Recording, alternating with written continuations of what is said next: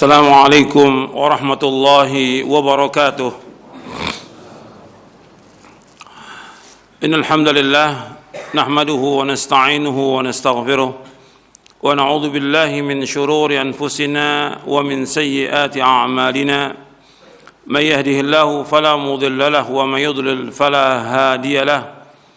Asyhadu an la ilaha illallah wahdahu la syarika lahu wa asyhadu anna Muhammadan abduhu wa rasuluh. Ya ayyuhalladzina amanu taqullaha haqqa tuqatih wa la tamutunna illa wa antum muslimun. Ya ayyuhan nasu taqu rabbakum alladzi khalaqakum min nafsin wahidah wa khalaqa minha zawjaha wa batha minhuma rijalan katsiran wa nisaa'a wattaqullaha alladzi tasaaluna bihi wal arham innallaha kana 'alaikum raqiba. يا أيها الذين آمنوا اتقوا الله وقولوا قولا سديدا يصلح لكم أعمالكم ويغفر لكم ذنوبكم ومن يطع الله ورسوله فقد فاز فوزا عظيما. أما بعد فإن أصدق الحديث كتاب الله وخير الهدي هدي محمد صلى الله عليه وعلى آله وسلم وشر الأمور محدثاتها وكل محدثة بدعة وكل بدعة ضلالة وكل ضلالة في النار. Ayyuhal ikhwah, a'azakumullah, kepada seluruh jamaah yang hadir, baik yang ikhwan maupun akhwat yang mudah-mudahan dirahmati oleh Allah SWT, dan kepada seluruh pemirsa dan pendengar TV dan Radio Roja yang mudah-mudahan dirahmati oleh Allah Subhanahu wa taala. Alhamdulillah, kita bersyukur kepada Allah Subhanahu wa ta'ala atas segala nikmat yang Allah karuniakan kepada kita, dan kita bersyukur kepada Allah Ta'ala kita diberikan hidayah Islam dan sunnah, diberikan hidayah taufik untuk selalu dan senantiasa menuntut ilmu syar'i. Ikhwani fiddin, azakumullah, kita akan lanjutkan kajian kita dari buku Syarah Aqidah Ahlussunnah wal Jamaah. Pembahasan kita masuk bab atau poin yang ke-8 tentang syirik dan macam-macamnya. Kita sudah membahas tentang tauhid dan sudah berkali-kali kita bahas tentang tauhid. Muqaddimah pembahasan kita tentang tauhid, begitu juga pembahasan tentang makna syahadat la ilallah Muhammad Rasulullah, tentang rukunnya, tentang syaratnya, pembahasan tentang tauhid al-rububiyah, al-uluhiyah, asma wa sifat. Ini sudah kita bahas dan akan terus kita bahas. Sekarang kita masuk pembahasan tentang syirik, karena syirik ini merupakan dosa besar yang paling besar dari semua dosa. Dan syirik ini merupakan kemungkaran yang paling mungkar, kezaliman yang paling zalim, kemaksiatan yang paling maksiat. Makanya kerusakan yang ada di muka bumi ini yang paling besar adalah syirik. Kalau penyakit yang paling berbahaya, ya syirik. Makanya ketika disebutkan tentang jangan berbuat kerusakan di muka bumi kepada orang-orang munafik di awal-awal surah Al-Baqarah, wa idza qila lahum la tufsidu fil ardi qalu innama nahnu muslihun. Apabila dikatakan kepada mereka janganlah kalian berbuat kerusakan di muka bumi, mereka katakan bahwa kami adalah orang-orang yang memperbaiki. Dijelaskan oleh Imam Abul Aliyah rahimahullah, kata beliau, la tufsidu fil ardi ba'da wa idza qila lahum la tufsidu fil ardi qalu innama nahnu muslihun. Kalimat la tufsidu fil ard, jangan kalian berbuat kerusakan di muka bumi. Kalimat jangan berbuat kerusakan maksudnya la ta'su fil ardi. Kata Abu Aliyah rahimahullah, jangan berbuat maksiat di muka bumi. Karena setiap maksiat itu semuanya kerusakan. Setiap maksiat di muka bumi ini merupakan kerusakan. maksiat yang paling maksiat adalah syirik. Kemungkaran yang paling mungkar adalah syirik. Jadi Abu Aliyah ketika menjelaskan ayat ini, nanti bisa dilihat dalam tafsir Ibnu Katsir, ketika menafsirkan surah Al-Baqarah di ayat 11, wa idza qila lahum la tufsidu fil ardi qalu innama nahnu muslihun. Apabila dikatakan kepada mereka, kepada orang-orang munafikin, janganlah kalian berbuat kerusakan di muka bumi, mereka menjawab, sesungguhnya kami adalah orang-orang yang melakukan perbaikan. Kata Abu Aliyah rahimahullah, jangan kalian berbuat kerusakan di muka bumi, janganlah kalian berbuat maksiat di muka bumi. Kerusakan yang dibuat oleh orang munafik adalah berbuat maksiat kepada Allah. Dan orang yang berbuat kemaksiatan kepada Allah di muka bumi atau memerintahkan orang lain untuk bermaksiat kepada Allah, maka dia telah berbuat kerusakan di muka bumi. Karena baiknya bumi dan langit adalah dengan ketaatan. Pernyataan orang-orang munafik, mereka menyangkal bahwa mereka berbuat kebaikan, ditegaskan lagi oleh Allah Subhanahu wa ta'ala di ayat yang ke-12-nya. Jadi di ayat 11 disebutkan tentang jangan berbuat kerusakan, kemudian di ayat ke-12-nya Allah menyebutkan ala innahum humul mufsiduna walakin la yash'urun. Ketahuilah, innahum humul mufsidun, mereka adalah orang-orang yang berbuat kerusakan di muka bumi. Walakin la yash'urun, tetapi mereka tidak merasa berbuat kerusakan. Jadi orang-orang yang berbuat kesyirikan ini berbuat kerusakan di muka bumi. Orang-orang yang menyembah kepada selain Allah berbuat kerusakan di muka bumi. Orang-orang yang mereka menyatakan Islam tapi mereka benci kepada Islam, orang-orang munafikin, mereka telah berbuat kerusakan di muka bumi ini. Semuanya berbuat kerusakan. Jadi pembahasan kita tentang masalah syirik ini syirik merupakan kerusakan yang paling besar di muka bumi ini, yang harus dibereskan, dirapikan, diperbaiki.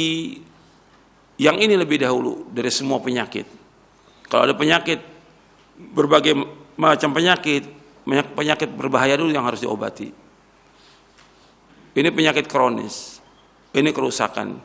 Di muka bumi ini nggak ada kebaikan kalau masih ada kesyirikan di muka bumi ini. Makanya harus terus dakwah ini jalan, nggak boleh berhenti selama di langit dan bumi. Dakwah salaf merupakan dakwah perbaikan, karena Islam merupakan salah wa islah.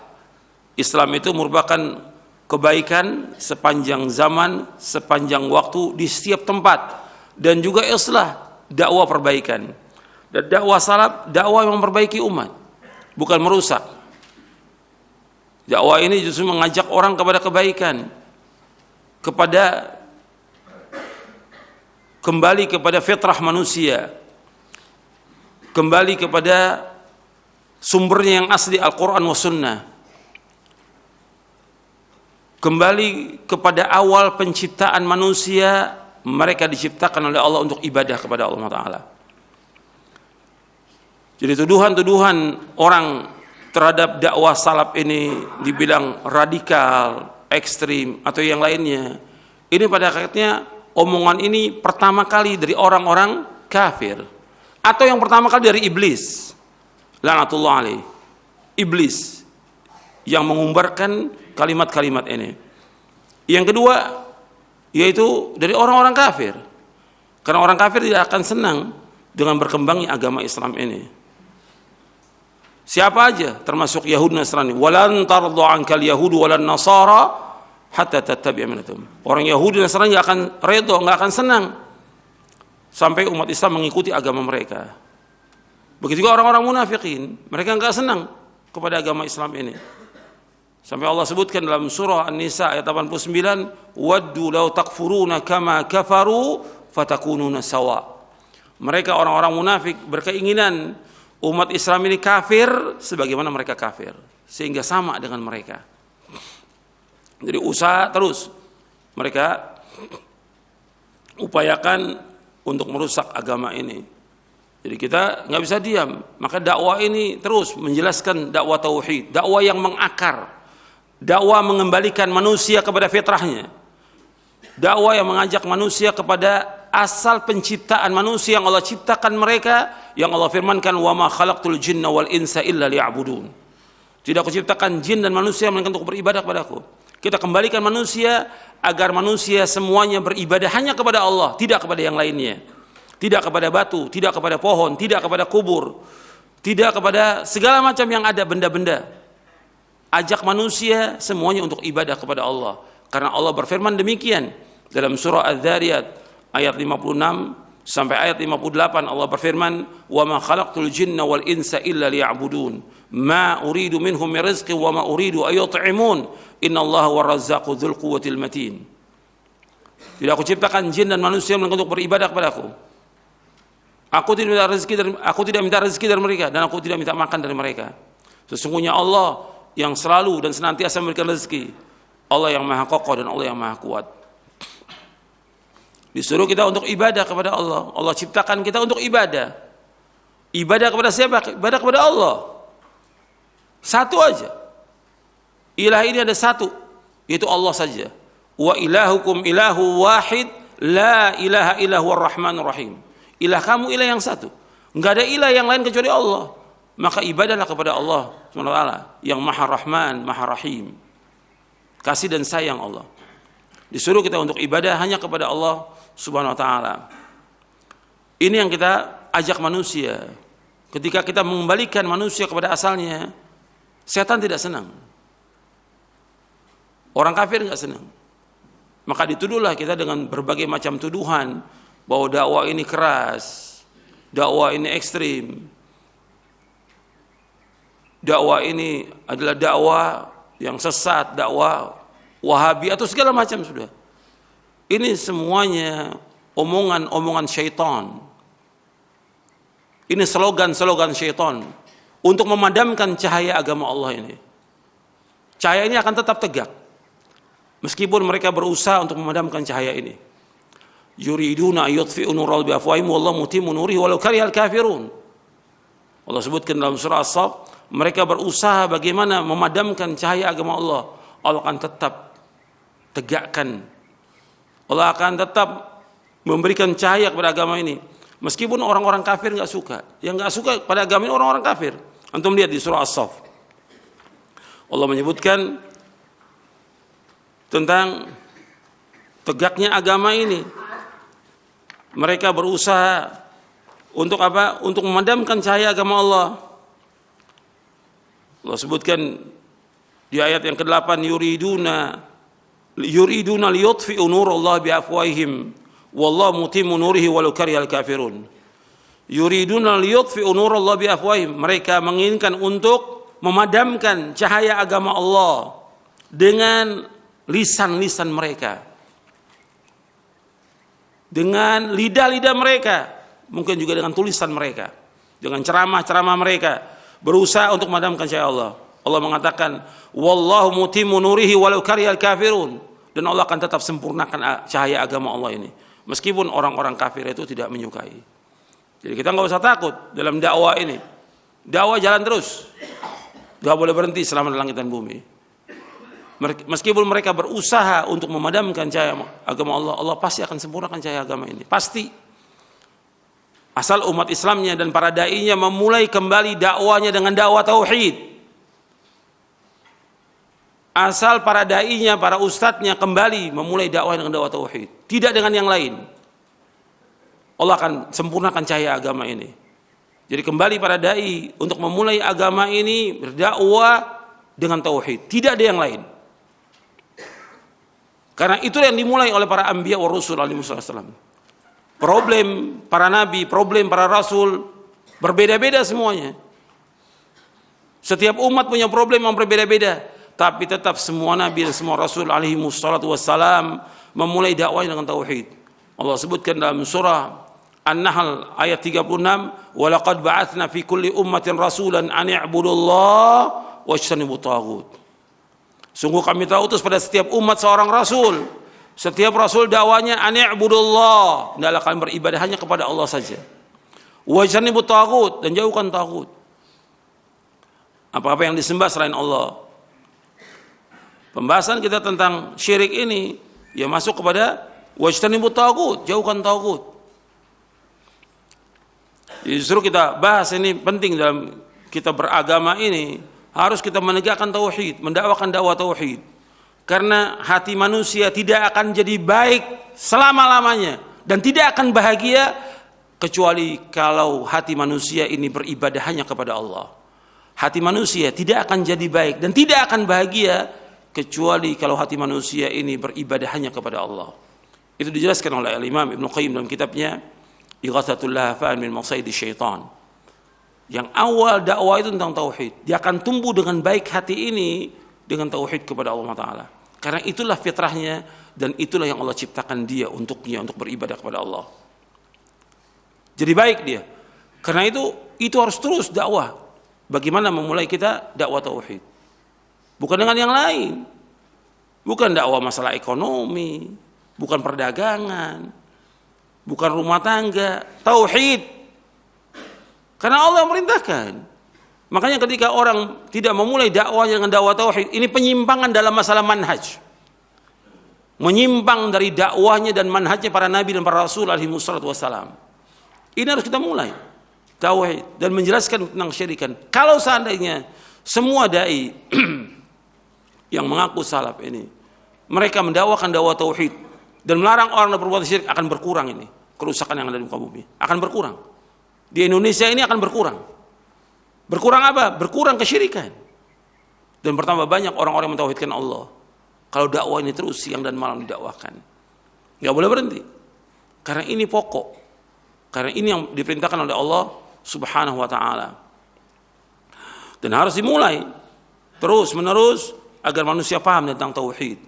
Harus kembali belajar lagi kitab Ushulus Tsalatsa, kitab tauhid dan yang lainnya. Dari kitab-kitab yang mendasar tentang masalah akidah, masalah tauhid, masalah manhaj, agar umat ini paham berada di atas siratal mustaqim. Karena keinginan kita baik, agar umat menjadi baik. Yang pertama kali dirinya dulu pribadi menjadi baik. Dibersihkan itu hatinya dari kesyirikan. Sebab Nabi bersabda sallallahu alaihi wasallam dalam hadis yang sahih yang diriwayatkan oleh Imam Bukhari dan Muslim. Nabi bersabda, "Ala inna fil jasadi mudghah. Idza salahat salahal jasadu kullu wa idza fasadat fasadal jasadu kullu ala wa hiyal qalbu." Ketahuilah, dalam pada tubuh manusia ada segumpal daging. Kalau daging ini baik, baik seluruh tubuhnya. Kalau daging ini jelek, jelek seluruh tubuhnya. Ketahuilah segumpal daging adalah hati. Diperbaiki hati manusia ini, dibersihkan dari noda-noda syirik. Bersihkan dari noda-noda bid'ah, bersihkan dari noda-noda maksiat. Baru hati ini akan baik. Kalau pribadi manusia baik, maka keluarganya akan baik. Masyarakat akan baik. Dan negara ini akan jadi baik kalau umat ini dan bangsa ini mentauhidkan Allah, menjauhkan syirik. Akan jadi baik bangsa ini. Akan diberikan keberkahan oleh Allah dari langit dan dari bumi. Apabila mereka mentauhidkan Allah dan menjauhkan segala macam perbuatan syirik. Ikhwani fid din, azakumullah.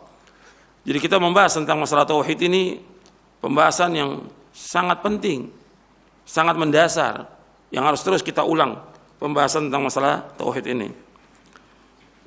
Jadi pembahasan tentang masalah tauhid dan melarang orang dari kesyirikan ini penting.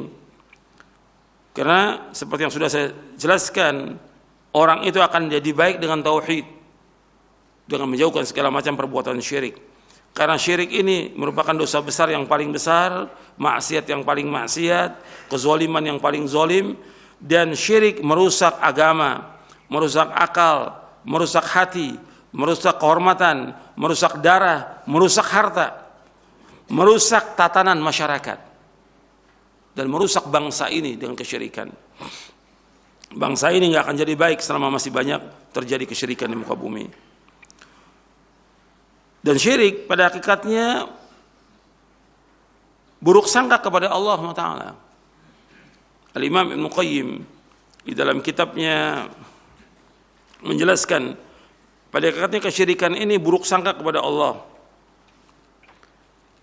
Saya bawakan dalam buku syarah kitab Tauhid. Nanti antum bisa lihat di dalam syarah kitab Tauhid. Kalau ini yang kita bahas syarah akidah Ahlussunnah wal Jamaah. Ada lagi buku saya syarah kitab Tauhid. Di dalam syarah kitab Tauhid, ketika saya membahas tentang bab yang keempat, tentang takut terjatuh pada kesyirikan, Al-Imam Ibnu Qayyim menjelaskan begini. Ini dalam bukunya Ighathatul Lahfan min Masaidi Syaitan.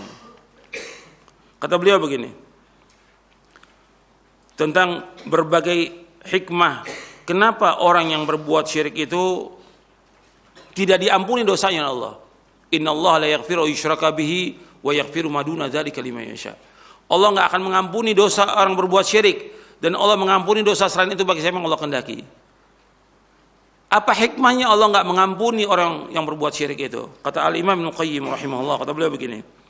Tatkala syirik merupakan kezaliman yang paling zalim, kejelekan yang paling jelek, kemungkaran yang paling mungkar, maka kesyirikan menjadi perkara yang paling dibenci oleh Allah, paling tidak disukai, dan paling dimurkai oleh Allah Ta'ala. Hal itu dikarenakan kesyirikan telah menganiaya hak rububiyah Allah, mengurangi keagungan uluhiyah Allah, dan prasangka yang buruk kepada Allah, pencipta alam semesta ini. Kalaulah mereka berprasangka baik kepada Allah, tentulah mereka akan mentauhidkan Allah dengan sebenar-benar tauhid.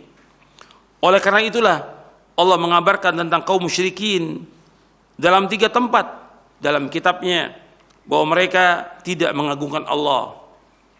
Itu dalam surah Al-An'am ayat 91, dalam surah Al-Hajj ayat 74, dan dalam surah Az-Zumar ayat 67. Surah Az-Zumar pekan yang lalu sudah kita bahas.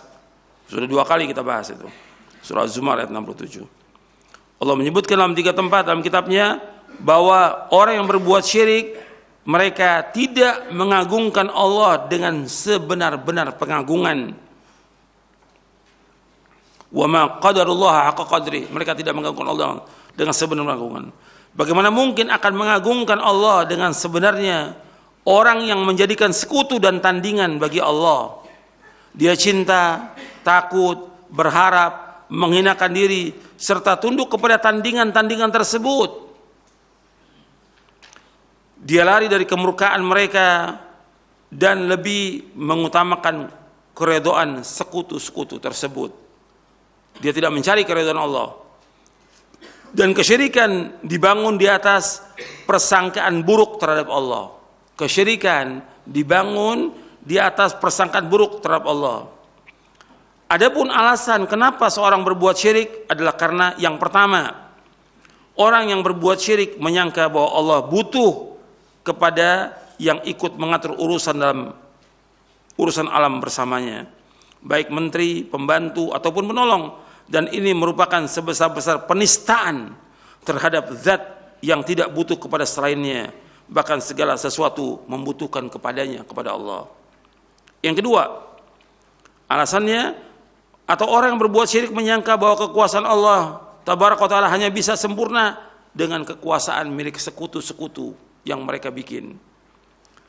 Atau yang ketiga, orang yang berbuat syirik menyangka bahwasanya Allah tidak mengetahui kebutuhan hambanya sebelum diberitahukan oleh perantara, atau tidak menyayangi sampai ada perantara yang menjadikannya menyayangi, atau menyangka bahwa bukan Allah saja yang mencukupi hambanya, atau Allah tidak akan melakukan apa yang hamba inginkan sebelum perantara memberikan syafaat di sisinya, sebagaimana makhluk memberikan syafaat di sisi makhluk yang lain, sehingga butuh untuk menerima syafaatnya dikarenakan ia butuh kepada si pemberi syafaat dan mengambil manfaat darinya, atau menyangka bahwa Allah tidak mengijabahi, tidak mengabulkan doa para hambanya sebelum mereka meminta kepada perantara-perantara untuk mengangkat kebutuhan-kebutuhan tersebut, seperti layaknya keadaan para raja, penguasa di muka bumi, dan inilah pokok kesyirikan makhluk.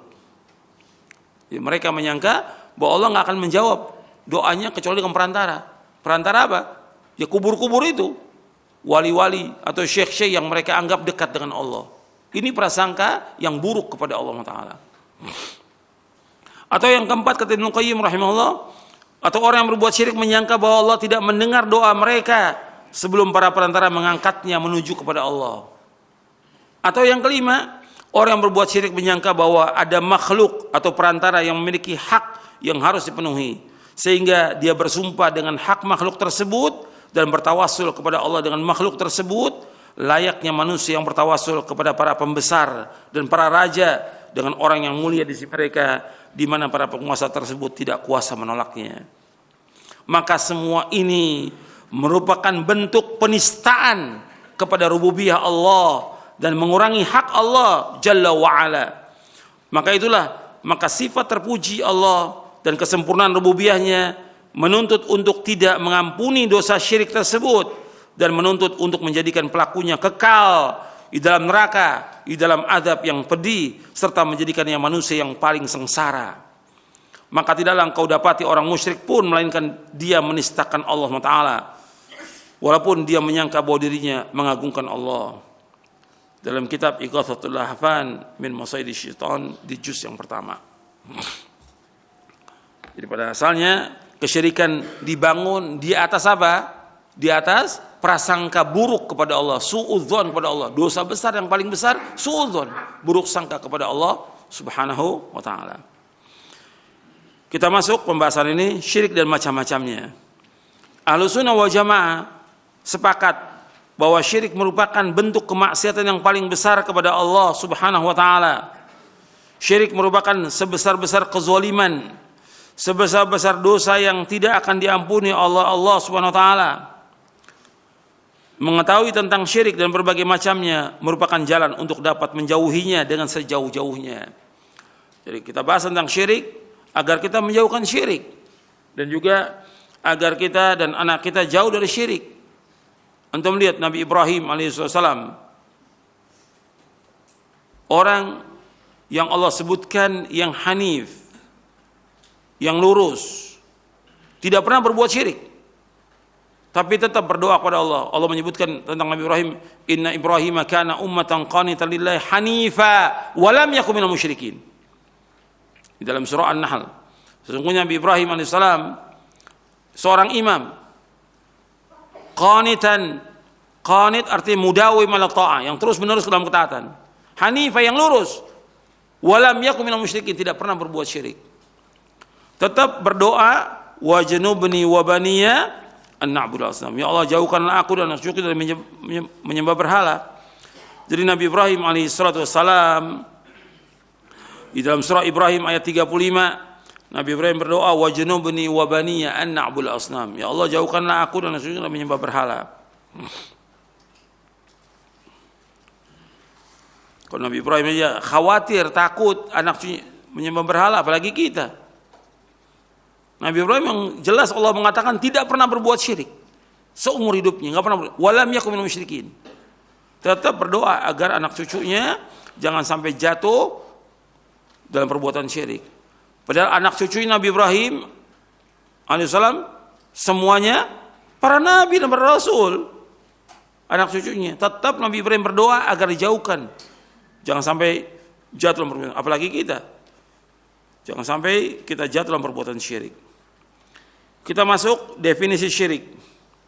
Syirik adalah menyamakan selain Allah dengan Allah dalam rububiyah dan uluhiyah serta asma dan sifatnya. Syirik menyamakan selain Allah dengan Allah dalam rububiyah dan uluhiyah serta asma dan sifatnya. Syekhul Islam Ibnu Taimiyah rahimahullah berkata, syirik ada dua macam. Yang pertama, syirik dalam rububiyah. Yang kedua, syirik dalam uluhiyah. Yang pertama, syirik dalam rububiyah, yaitu menjadikan sekutu selain Allah yang mengatur alam semesta. Sebagaimana Allah berfirman dalam surah Saba, surah 34 ayat 22. Allah berfirman, qul id'u alladhina za'amtum min dunillahi la yamlikuna mithqala dzarratin fis samawati wala fil ard wa ma lahum fihima min syirkin wa ma lahu minhum min dhahir. Katakanlah Muhammad, serulah mereka yang kamu anggap sebagai ilah selain Allah. Mereka tidak memiliki kekuasaan seberat darah pun di langit dan di bumi, dan mereka sama sekali tidak mempunyai peran serta dalam penciptaan langit dan bumi, dan tidak ada di antara mereka yang menjadi pembantu baginya. Kita lihat penjelasan tentang ayat ini. Jadi Allah menyeru kepada Nabi Muhammad SAW, disuruh seru mereka yang anggap sebagai ilah selain Allah. Yang kalian berdoa itu kepada Allah, apakah itu batu, pohon, kubur, berhala, atau yang lainnya. Katakan kepada mereka, mereka itu yang kalian sembah selain Allah tidak memiliki kekuasaan seberat darah pun di langit dan di bumi. Yang kedua, mereka sama sekali tidak mempunyai peran serta dalam penciptaan langit dan bumi. Yang ketiga, bahwa mereka tidak menjadi pembantu bagi Allah dalam penciptaannya. Tentang tafsir ayat ini saya sebutkan dalam buku Syarah Kitab Tauhid di bab yang ke-17. Al-Imam Ibnu Qayyim menjelaskan dalam kitabnya Madarijus Salikin di juz yang pertama tentang ayat ini. Kata beliau, di dalam ayat ini Allah telah memutus semua sebab yang dijadikan pegangan oleh orang-orang musyrik. Seorang berbuat syirik menyembah kepada selain Allah karena dia merasa mendapatkan manfaat dari sesembahan tersebut, sedangkan manfaat itu tidak bisa dapat melainkan dengan salah satu dari 4 sifat. Salah satu dari 4 sifat. Yang pertama, sesembahan tersebut memiliki apa yang diinginkan penyembahnya. Yang kedua, kalau tidak memiliki, maka minimal dia menjadi sekutu bagi sang pemilik. Yang ketiga, kalau tidak menjadi sekutu, paling tidak dia menjadi pembantu dan penolong bagi sang pemilik. Yang keempat, kalau tidak menjadi pembantu dan penolong, maka minimal dia mempunyai kedudukan di sisi sang pemilik sehingga bisa memberi syafaat di sisinya. Maka di ayat lanjutannya, di ayat 23-nya, wala tanfa'us syafa'atu 'indahu illa liman adzinalah. Dan tidak bermanfaat syafaat atau pertolongan di sisi Allah melainkan orang-orang yang diizinkan oleh Allah. Jadi ada 4 di sini. Maka dalam ayat ini Allah Subhanahu wa taala menolak 4 martabat ini dengan urut, mulai dari yang tinggi sampai yang rendah. Allah Subhanahu wa taala menolak kepemilikan, persekutuan, pertolongan dan syafaat yang diminta oleh orang musyrik. Kemudian Allah Azza wa Jalla tetapkan syafaat yang orang musyrik tidak mempunyai bagiannya sama sekali, yaitu syafaat dengan izinnya. Cukuplah ayat ini menjadi cahaya, bukti, keselamatan, pemurnian tauhid dan pembasmian syirik hingga sampai ke akar-akarnya bagi orang yang memahaminya. Al-Quran dipenuhi dengan ayat-ayat yang serupa dan yang semisal dengan ayat ini. Akan tapi kebanyakan manusia tidak sadar kalau realita yang mereka alami masuk dan terkandung dalam kategori ayat-ayat ini. Disangka bahwa ayat ini di atas berkaitan khusus dengan kaum yang sudah berlalu dan sudah tidak ada lagi yang mewarisi yang semisal dengan mereka. Inilah yang menghalangi hati dari memahami Al-Quran. Demi Allah, apabila kaum yang disebutkan dalam Al-Quran tersebut sudah berlalu, maka sungguh mereka punya generasi penerus yang semisal dengan mereka, lebih buruk lagi daripada mereka, atau lebih ringan keburukannya daripada mereka. Dan Al-Quran mengenai mereka orang-orang belakangan sebagaimana mengenai kaum yang terdahulu. Dalam kitab Madarijus Salikin di juz yang pertama. Maksudnya Al-Imam Ibnu Qayyim menjelaskan orang yang menyembah kepada selain Allah, apakah dia menyembah batu, menyembah pohon, menyembah kubur, menyembah matahari, menyembah benda, menyembah yang lainnya. Itu semuanya itu, kubur, benda, batu, matahari, bulan, yang lainnya tidak punya andil dalam penciptaan langit dan bumi. Itu yang pertama, nggak punya andil sama sekali. Artinya mereka nggak bisa mencipta sama sekali. Sampai Allah menegur, am khuliqu min ghairi syai'in am humul khaliqun? Apakah mereka diciptakan tanpa sesuatu atau mereka yang menciptakan? Nggak mungkin. mereka menciptakan? Nggak ada yang bisa. Allah yang menciptakan. Yang kedua, mereka nggak punya andil dalam penciptaan. Nggak ada yang membantu Allah. Allah sendiri menciptakan langit dan bumi dan seluruh makhluk ini. Yang memberikan rezeki Allah sendiri, nggak ada yang lain. Yang kedua. Yang ketiga, mereka juga tidak punya sekutu atau menjadi pembantu. Tidak juga. Dan yang keempat, mereka nggak punya syafaat sama sekali.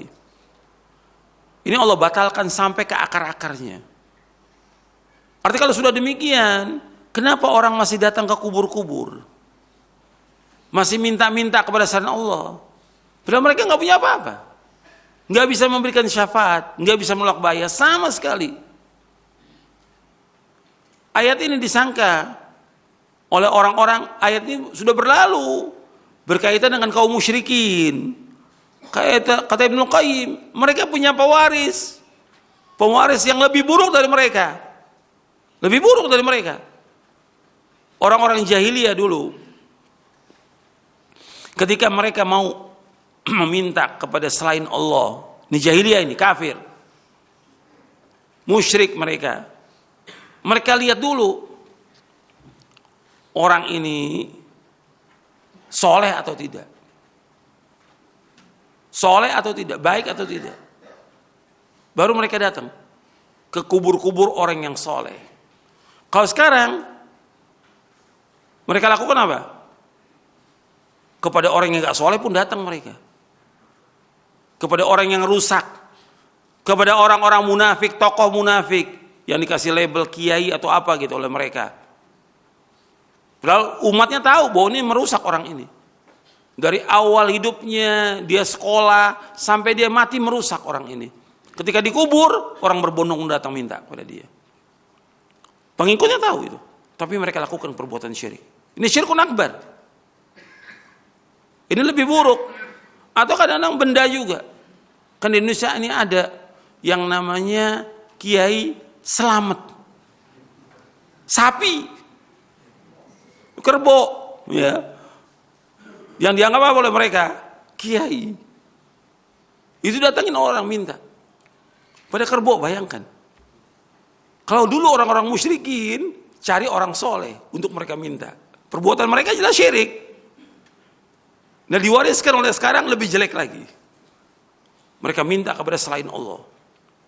Yang kedua, bahwa orang musyrik pada zaman dahulu itu mereka berdoa kepada Allah di saat mereka sulit, dan mereka menyekutukan Allah di saat mereka senang.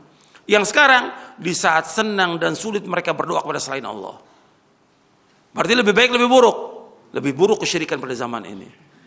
Orang-orang yang berbuat syirik pada zaman sekarang lebih buruk daripada orang-orang jahiliyah. Orang jahiliyah kalau mereka mau berbuat syirik, milih dulu orang soleh. Jelas ini semua syirik, syirkun akbar. Yang kedua, mereka kalau berdoa meminta kepada Allah, mereka menyekutukan Allah itu dalam permintaan berdoa itu di saat mereka senang, di saat mereka susah, mereka kembali kepada Allah. Allah sebutkan dalam Al-Quran, fa idza raqibu fil fulki da'u Allah mukhlishina lahuddin falamma najau minal barri idza hum yusyrikun. Apabila mereka menaiki perahu diombang-ambingkan oleh ombak, mereka minta kepada Allah dengan ikhlas, berdoa kepada Allah supaya apa? Supaya Allah selamatkan. Tapi ketika Allah selamatkan ke daratan, mereka berbuat syirik. Kalau kita lihat orang-orang sekarang, di saat mereka senang, mereka berbuat syirik kepada Allah. Di saat mereka susah, lebih lagi. Jika susah nih, fakir, miskin, sulit mereka, atau udah lama gak mempunyai anak, kena penyakit yang berat, datang mereka ke kubur-kubur minta kepada Allah. Tidak datang kepada Allah. Berarti orang berbuat syirik pada zaman sekarang ini lebih buruk dari mana? Lebih buruk dari orang-orang jahiliyah. Jadi kata Ibnu Qayyim, ada pewarisnya. Jadi justru syirik itu dilarang dalam agama dan tetap tidak boleh selama-lamanya. Ayat-ayat yang Allah firmankan yang terjadi pada zaman dahulu juga tidak boleh kita lakukan pada zaman sekarang. Allah menceritakan tentang kaum musyrikin pada zaman itu, pada zaman Nabi Muhammad SAW. Juga sekarang nggak boleh kita lakukan kesyirikan. Bukan orang mengatakan itu kan ayatnya berkaitan dengan orang musyrikin zaman dulu. Terkena pada sekarang juga. Nggak boleh orang berbuat syirik kepada Allah Subhanahu wa Ta'ala. Yang kedua, syirik dalam uluhiyah. Syirik dalam uluhiyah yaitu beribadah, berdoa kepada selain Allah, baik dalam bentuk doa ibadah maupun doa masalah. Jadi syirik dalam uluhiyah yaitu beribadah atau berdoa kepada selain Allah, baik dalam bentuk doa ibadah, arti doa ibadah seperti kita sholat, puasa, ini doa ibadah. Doa masalah itu minta kepada Allah. Di dalam doa ibadah tergantung doa masalah.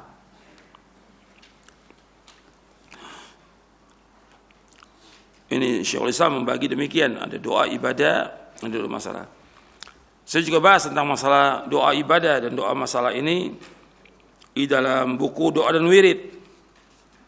Ketika membahas tentang kaidah-kaidah penting dalam berdoa dan berzikir, saya jelaskan itu di halaman 115.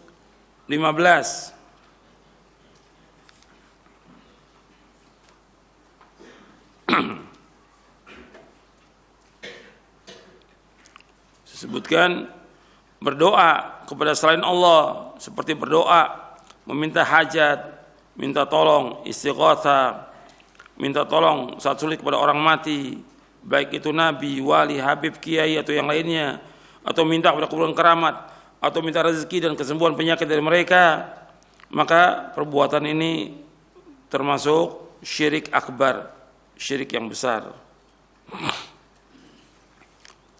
Terus saya sebutkan lagi tentang masalah doa di halaman doa wajib kita panjatkan hanya kepada Allah, tidak boleh kepada selain Allah. Itu di halaman 113 di buku Doa dan Wirid. Dan doa dibagi menjadi dua. Yang pertama doa ibadah, yang kedua doa masalah. Keduanya mempunyai kaitan yang sangat erat, baik perkataan, perbuatan dan i'tiqad. Keduanya harus kita tujukan hanya kepada Allah semata dan hanya karena Allah Subhanahu wa Ta'ala. Dan saya sebutkan juga rujukannya tentang makna doa ibadah dan doa masalah. Selanjutnya di sini, umumnya yang dilakukan manusia, adalah menyekutukan Allah dalam uluhiyah, dalam hal-hal yang merupakan kekhususan bagi Allah, seperti berdoa. Banyak manusia ini yang berdoa kepada selain Allah. Di samping dia berdoa kepada Allah, dia juga berdoa kepada selain Allah. Atau memalingkan suatu bentuk ibadah seperti menyembelih kepada selain Allah, bernazar, berdoa dan sebagainya kepada selain Allah. Karena itu barang siapa menyembah dan berdoa kepada selain Allah, berarti ia meletakkan ibadah tidak pada tempatnya dan memberikan kepada yang tidak berhak, dan itu merupakan kezaliman yang paling besar. Doa itu haknya siapa? Hak Allah yang kita wajib beribadah kepada Allah. Ketika orang itu meletakkan ibadah ini bukan kepada Allah, kepada selain Allah diletakkan, dia mesti berdoa kepada Allah, tapi berdoa juga dia kepada selain Allah. Ini namanya apa? Zalim. Karena meletakkan sesuatu bukan pada tempatnya. Maka Allah menyebutkan inna syirka la dzulmun azim. Sesungguhnya syirik merupakan kezaliman yang amat besar. Dalam surah Luqman ayat 13. Ya bunayya la tusyrik billah inna syirka la dzulmun azim. Wahai anakku, janganlah engkau berbuat syirik. Sesungguhnya syirik merupakan kezaliman yang amat besar. Diriwayatkan dari Abu Bakrah radhiyallahu an, ia berkata, Rasulullah sallallahu alaihi wasallam bersabda, ala unabbiukum bi akbaril kabair, ala unabbiukum bi akbaril kabair, ala unabbiukum bi akbaril kabair. Qalu bala ya Rasulullah. Qala al-isyraku billah wa 'uququl walidain wa jalasa wa kana muttaki'a. Faqala ala wa qawluz zur wa syahadatuz zur. Qala fama zala yukarriruha taqulna laitahu sakat. Rasulullah SAW bersabda, maukah aku beritahukan kepada kalian tentang dosa-dosa besar Yang paling besar, beliau mengulanginya 3 kali. Maukah aku kabarkan kepada kalian tentang dosa-dosa besar yang paling besar? Maukah aku kabarkan kepada kalian tentang dosa-dosa besar yang paling besar? Mereka, para sahabat radhiyallahu anhum ajma'in menjawab, mau ya Rasulullah. Maka beliau SAW bersabda, dosa besar yang paling besar yang pertama syirik kepada Allah. Yang kedua durhaka kepada kedua orang tua. Ketika itu beliau bersandar lalu beliau duduk tegak. Beliau bersabda sallallahu alaihi wasallam, ingatlah. Yang ketiga, jangan kalian berdusta, jangan kalian menjadi saksi palsu. Dan beliau terus mengulanginya hingga kami berharap beliau diam. Hadis ini sahih diriwayatkan oleh Imam Bukhari dan Muslim dari sahabat Abu Bakrah radhiyallahu anhu. Nabi menyebutkan SAW di sini tentang dosa besar yang paling besar 3. Dan ini bukan sebagai pembatas. Yang pertama syirik, yang kedua durhaka kepada kedua orang tua, yang ketiga berkata dusta dan menjadi saksi palsu. Jadi syirik, menyekutukan Allah, dikatakan dosa besar yang paling besar dan kezaliman yang paling zalim, karena ia menyamakan makhluk dan Khalik pencipta pada hal-hal yang khusus bagi Allah. Siapa yang menyekutukan Allah dengan sesuatu maka ia telah menyamakannya dengan Allah, dan ini sebesar-besar kezaliman yang sebesar kezaliman. Zalim adalah meletakkan sesuatu bukan pada tempatnya. Contoh-contoh perbuatan syirik diantaranya orang yang memohon berdoa kepada orang yang sudah mati. Dan ini masih banyak orang yang datang ke kubur-kubur yang dianggap kuburan keramat atau kuburan wali songo atau yang lainnya. Mereka datang ke sana, mereka minta kepada penghuni kubur, baik itu kuburan nabi, kuburan wali maupun yang lainnya. Perbuatan ini adalah syirkun akbar, syirik yang paling besar. Berdoa atau memohon kepada selain Allah seperti berdoa meminta satu hajat, kebutuhan, isti'anah minta tolong, istighatsah minta tolong saat sulit kepada orang yang sudah mati. Baik itu nabi, wali, habib, kiai, jin maupun kuburan keramat, atau minta rezeki kepada mereka, minta kesembuhan penyakit dari mereka, atau kepada pohon dan selainnya selain Allah adalah syirkun akbar, syirik yang paling besar. Syekh Muhammad bin Abdul Wahab rahimahullah mengatakan barang siapa yang memalingkan satu macam ibadah kepada selain Allah maka ia musyrik kafir. Ini umum, secara umum aja, bukan ta'yin. Allah Subhanahu wa ta'ala berfirman dalam surah Al-Mu'minun ayat 117, "Wa may yad'u ma'allahi ilahan akhar la burhana lahu bihi fa innama hisabuhu 'inda rabbi innahu la yuflihul kafirun."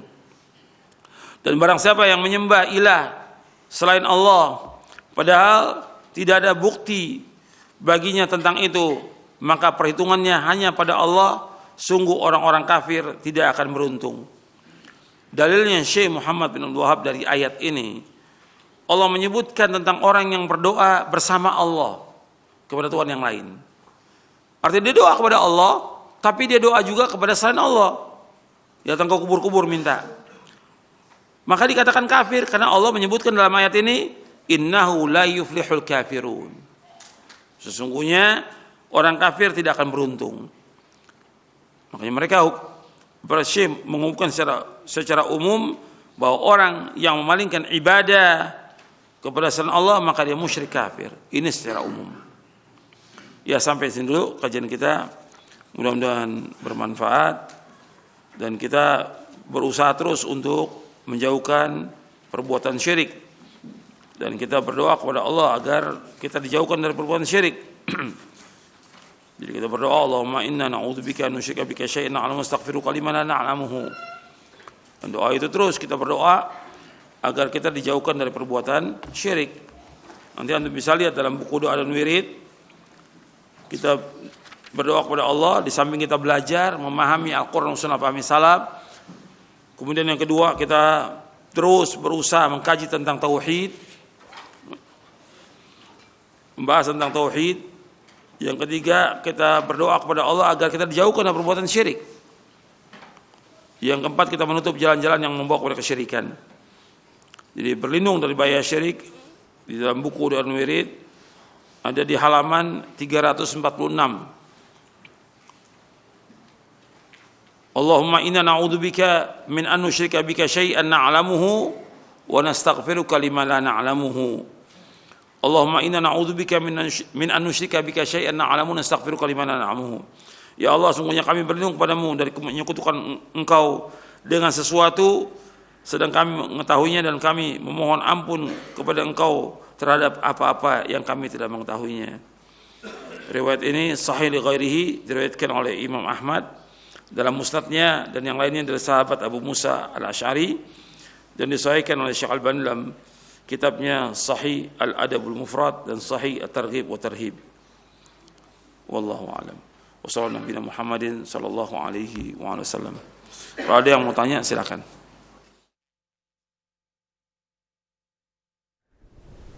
Nah, ikhwatal Islam, pendengar dan pemirsa Roja, demikian sesi materi yang penuh manfaat. Kita simak bersama kajian ilmiah disampaikan oleh Ustaz Yazid bin Abdul Qadir Jawas hafizahullahu taala.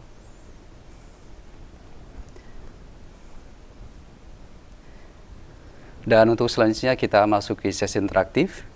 Silakan di kesempatan pertama kami buka di 0218236543. Silakan.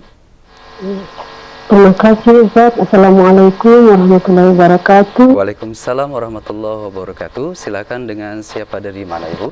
Dari Ibu Tin di Ternate. Silakan pertanyaannya. Ya, begini saya mau bertanya Ustaz. Di sini kita masih kebanyakan berbuat bid'ah. Di sini juga kami punya majelis. Jadi kira-kira saya yang sudah alhamdulillah sudah belajar mengikuti apa yang disampaikan oleh Ustaz di Roja TV ini, kira-kira apa yang harus saya sampaikan pertama terhadap ibu-ibu di majelis tentang bid'ah itu, dan bagaimana agar supaya mereka mau mengikuti apa yang saya sampaikan. Mohon penjelasannya. Kemudian yang kedua, mohon maaf satu saja Ibu, karena waktu yang terbatas. Terima kasih. Assalamualaikum warahmatullahi wabarakatuh. Nah, waalaikumsalam warahmatullahi wabarakatuh. Terima kasih Ibu di Ternate atas interaksi dan pertanyaannya. Silahkan Ustaz. Alhamdulillah wassalatu wassalamu rasulullah. Allahumma salli wa sallim wa barik ala nabiyina. Pertanyaan dari Ibu tadi berkaitan dengan masalah bid'ah. Bagaimana di masyarakat yang banyak berbuat bid'ah. Tadi sudah saya jelaskan berkaitan dengan masalah agama ini yang harus kita dakwakan pertama kali tentang tauhid, tauhid dan tauhid. Itu yang paling penting, itu prinsip. Bab dalam kita belajar dan dalam kita berdakwah, kita mulai al-bada'atu bil aham fal muhim. Kita mulai dari yang paling penting kepada yang penting. Yang paling penting tentang tauhid. Jadi kepada ibu dan juga kepada yang lainnya yang mendengar Radio Roja dan juga pemirsa TV Roja, kita dalam berdakwah dan dalam kita belajar, yang pertama belajar dulu, belajar tentang akidah, tentang tauhid. Ibu baca dulu buku-buku tentang tauhid seperti syarah kitab tauhid, syarah akidah Ahlussunnah wal Jamaah, kemudian juga buku prinsip dasar Islam, dan juga buku-buku yang lain lah yang mudah untuk dibaca, difahami, kemudian diamalkan. Itu yang pertama, tentang itu dulu, tentang tauhid, dan kita berusaha menjauhkan syirik. Kita mulai dakwah ini dari diri kita, kemudian keluarga, karena Allah memerintahkan ya ayyuhalladzina amanu qu anfusakum wa ahlikum nar. Wahai orang beriman, jaga diri kamu dan keluarga kamu dari api neraka. Itu dulu. Jadi ibu berusaha dan juga yang lainnya dakwakan keluarga dulu agar paham tentang agama ini, tentang tauhid, menjauhkan syirik, mengerjakan sholat 5 waktu. Itu perhatikan tuh, tegakkan, karena Allah perintahkan demikian. Disuruh kita tentang tauhid, kemudian tentang sholat. Wa'mur ahlaka bis sholati wastabir 'alaiha la nas'aluka rizqan nahnu narzuquka wal 'aqibatu lit taqwa.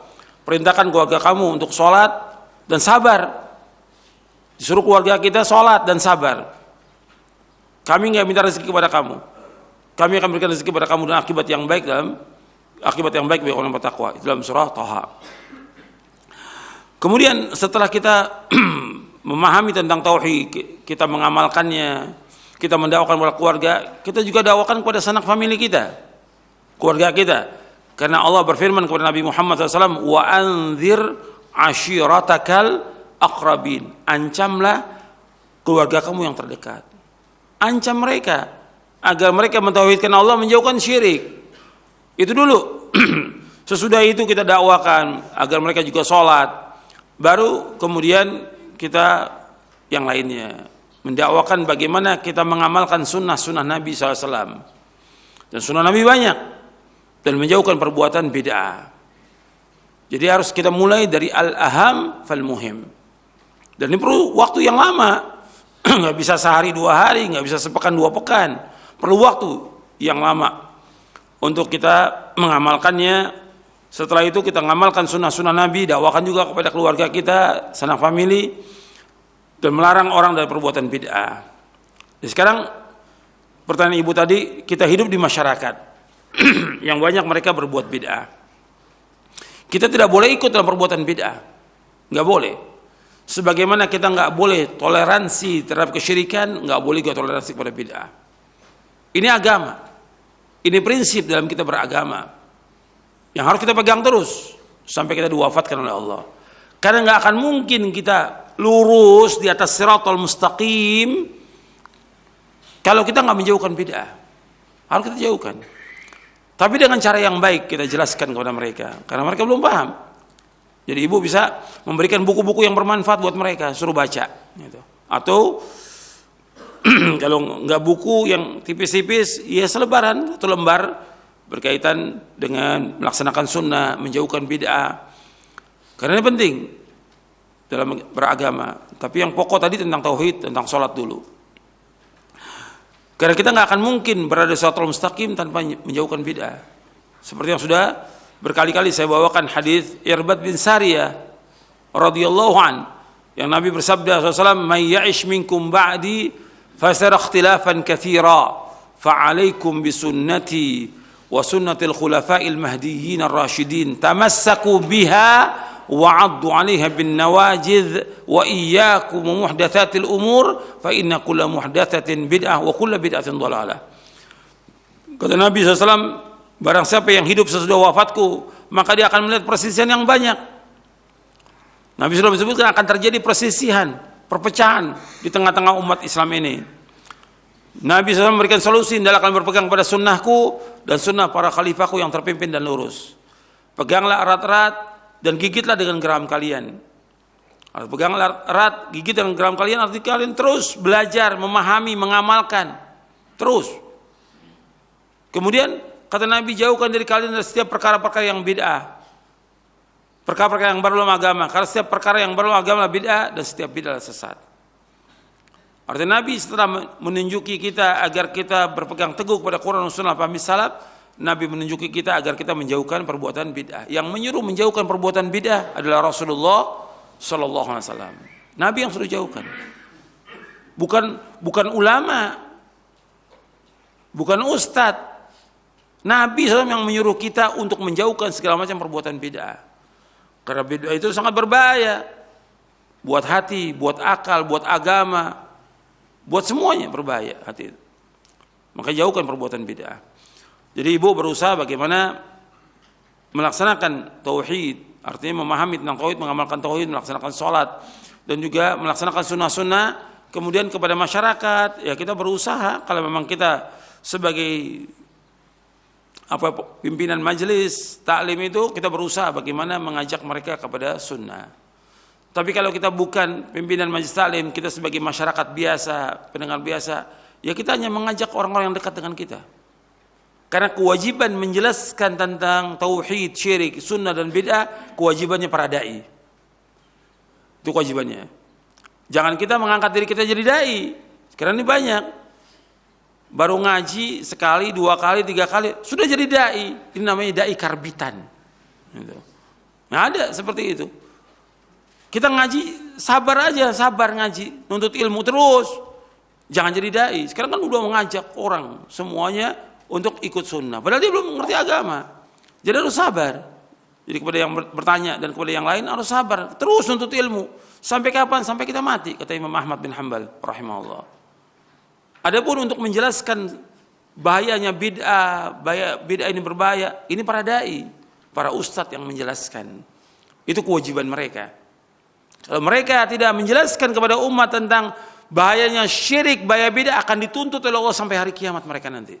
Berat hukumannya bagi para dai itu. Kenapa?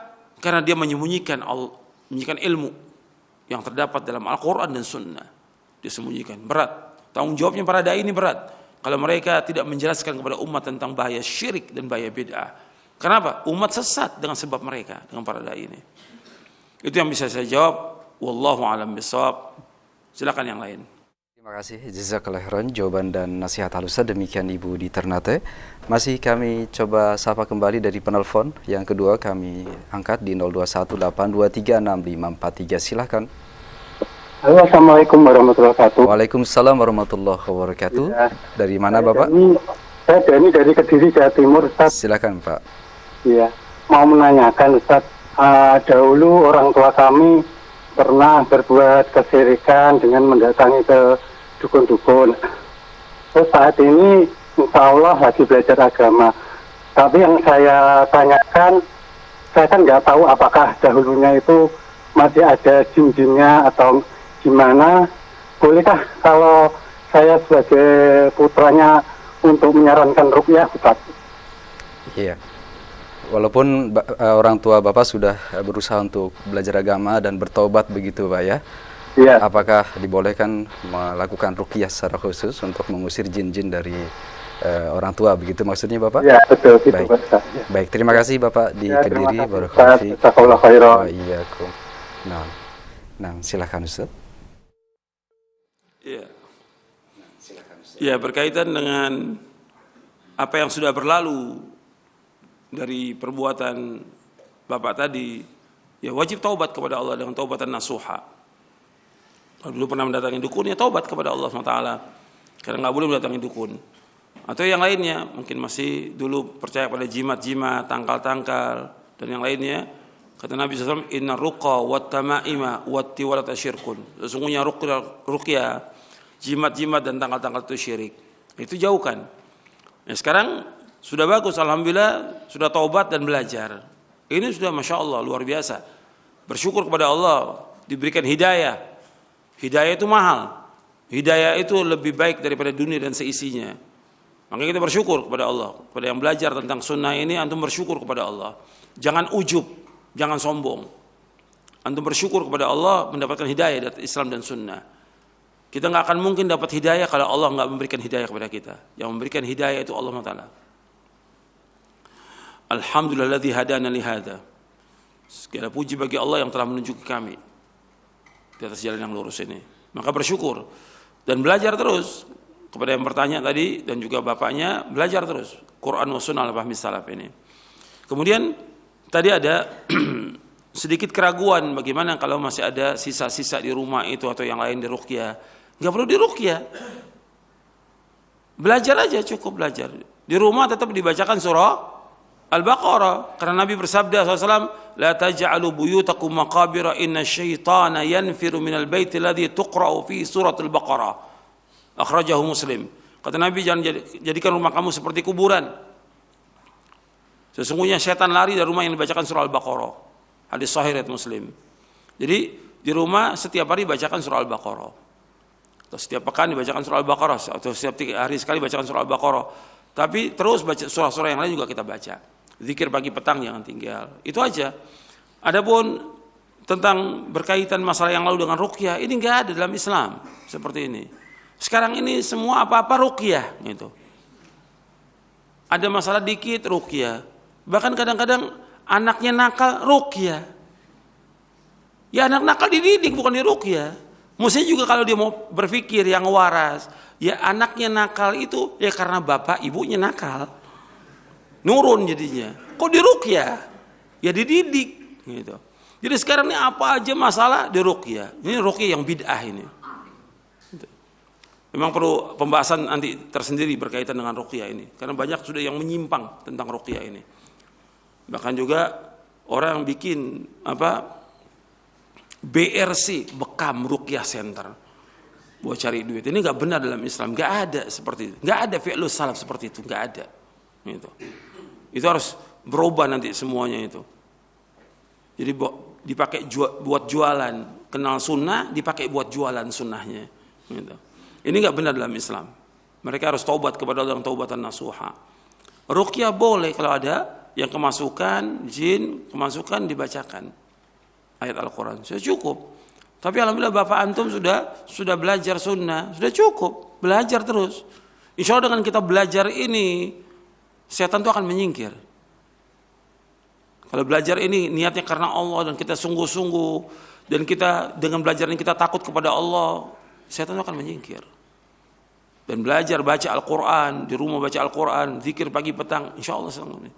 Jadi jangan kemudian ada masalah sedikit ruqyah, ini banyak yang salah. Banyak penyimpangan yang berkaitan dengan ruqyah, banyak penyimpangan. Tapi bukan sekarang pembahasannya. Nanti insya Allah ada pembahasan berkaitan dengan ruqyah, di buku ini ada pembahasannya. Nanti kita akan bahas. Maka bagaimana yang sunnah, bagaimana yang bid'ah, karena udah banyak penyimpangan sekarang ini. Ya, mungkin satu lagi pertanyaan.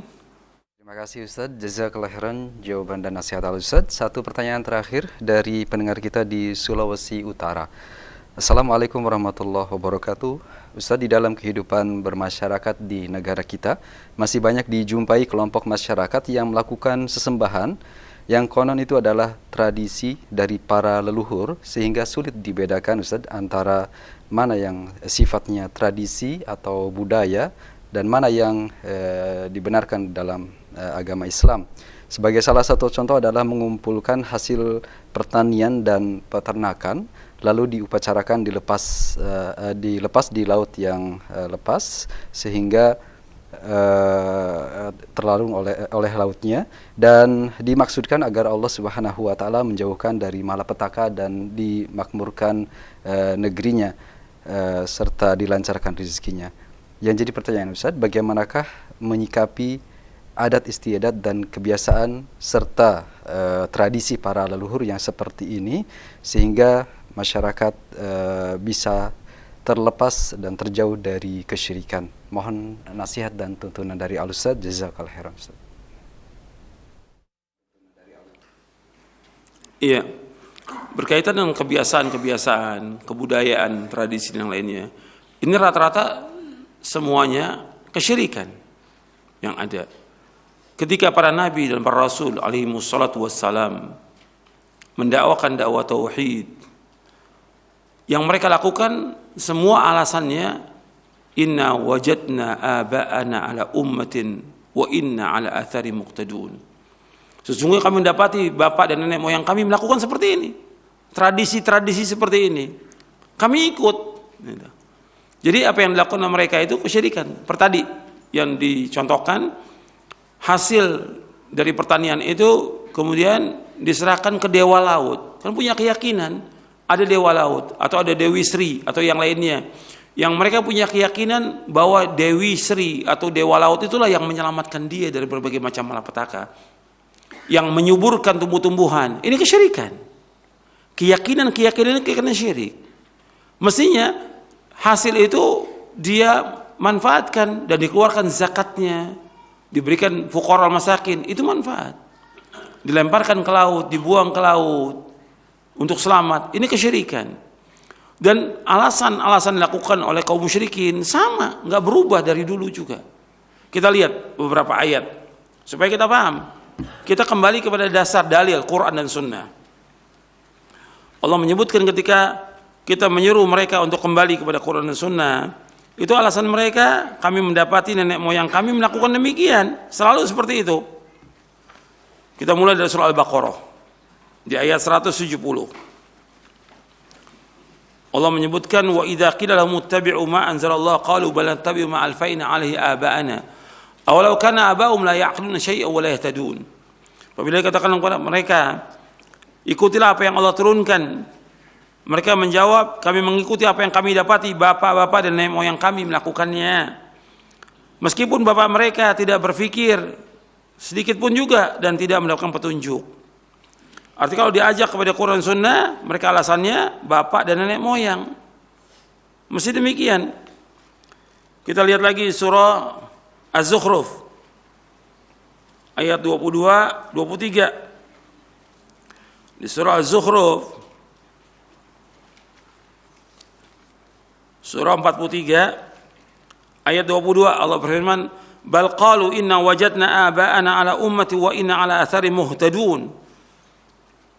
Bahkan mereka berkata, kami dapati bapak dan nenek moyang kami di atas satu agama, tradisi, kebudayaan, ala ummah, ala din, agama. Dan kami mengikuti, mendapatkan petunjuk dengan athar mereka. Kemudian di ayat 23-nya Allah menyebutkan, wa kadzalika ma arsalna min qablika fi qaryatin min nadhirin illa qala mutrafuha inna wajadna aba'ana ala ummatin wa inna ala athari muqtadun. Wa inna ala athari muqtadun.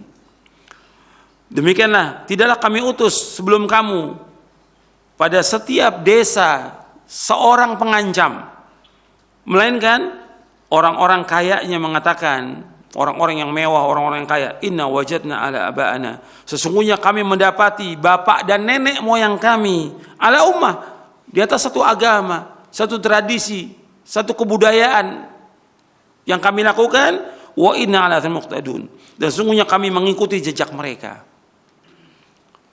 Ini semua nabi, semua rasul ketika diutus begitu alasannya. Ya, kita mendatangi benda-benda ini ya karena kebiasaan nenek moyang. Kami adakan acara seperti ini acara kesyirikan mereka lakukan karena nenek moyang kami lakukan demikian. Ini nggak boleh. Yang dihadapi oleh para nabi rasul seperti itu, seperti yang kita hadapi sekarang ini, sama. Yang kita hadapi, orang ingin mengembalikan kepada agama siapa? Agama nenek moyang. Dan itu usaha terus kembali kepada agama nenek moyang. Mestinya dikembalikan kepada agama Rasulullah SAW, agama Islam yang hak ini. Tapi justru berusaha bagaimana mengembalikan kepada agama nenek moyang. Penyembahan kepada selain Allah mereka anggap itu agama nenek moyang. Makanya mereka berusaha tempat-tempat yang orang datangi, kuburan-kuburan, ditulis itu wisata religi. Ya tidak? Mengembalikan orang kepada agama nenek moyang. Dalam apa? Dalam perbuatan syirik kepada Allah, agar mereka melakukan perbuatan dosa besar yang paling besar dan membuat kerusakan di muka bumi ini. Itu usaha mereka. Maka dakwah kita terus mendakwakan dakwah tauhid, mengembalikan umat ini kepada fitrahnya, kepada agama yang hak ini. Nah, kita terus dakwakan, nggak boleh berhenti. Terus dakwah tauhid ini harus jalan. Di samping buku-buku juga disebarkan. Antum kasih kiai-kiai, ustadz-ustadz, para dai itu buku-buku syarah kitab tauhid, syarah akidah sunnah, agar mereka paham. Itu usaha. Antum nggak mampu dakwah, ya buku doa wirid, agar mereka paham tentang agama ini, agar mereka kembali. Di samping juga kita mendoakan mereka agar mereka kembali ke jalan yang hak. Ya, saya pikir itu yang bisa saya sampaikan. Mudah-mudahan yang sedikit ini bermanfaat untuk saya dan untuk antum sekalian.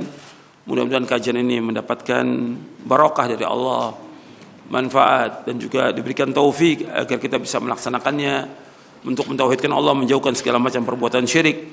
Dan juga mudah-mudahan para dai ini kembali sadar, artinya memulai dakwahnya dengan tauhid dan juga menjauhkan syirik, agar umat ini menjadi baik dan juga bangsa ini menjadi baik dengan dakwah yang hak ini, Al-Quran wa sunnah ala fahmi salaf. Wa sallallahu nabiyana Muhammadin sallallahu alaihi wasallam, subhanakallahumma bihamdik, asyhadu an la ilaha illa anta astaghfiruka wa atubu ilaik. Assalamualaikum warahmatullahi wabarakatuh.